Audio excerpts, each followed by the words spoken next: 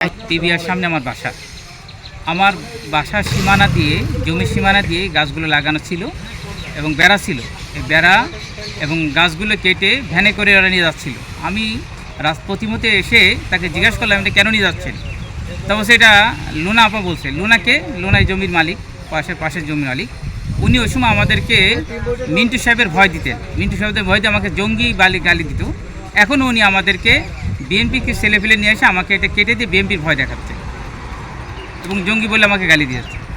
এইখানে ওই জমির মালিক লুনা, যিনি নায়েবে চাকরি করতেন, উচ্চ নামে একটা ছেলে, আর তার সাথে আর দুই যে ছেলে আসছে তাদের নাম আমি জানি না, তাদের ছবি আমার কাছে আছে, ছবিটা আমি দিতে পারব। উচ্চর বাসা মহিষগণ্ডই, আমি পুরো ঠিকানাটা বলতে পারবো। আমি চাচ্ছি সুষ্ঠু বিচার, যাতে করে এটা যদি অন্যায় হয় বা আনলিগাল হয়ে থাকে তাহলে তার জন্য পৌরসভা আছে, আমাকে ডেকে বলতে পারতো, আমি কেটে নিতাম। তারা কেটে কাউকে না বলে নিয়ে পুরো বেড়াটাকে আমার এই যে আর্থিক যে ক্ষতিটা হলো, ক্ষতিটা কেটে তারা নিয়ে যাচ্ছিল। আমি এটা ঠিকিয়ে তাদের এর থেকে বের করিনি। না, জানাইনি। আমি থানায় অবশ্যই এটা কমপ্লেন করব।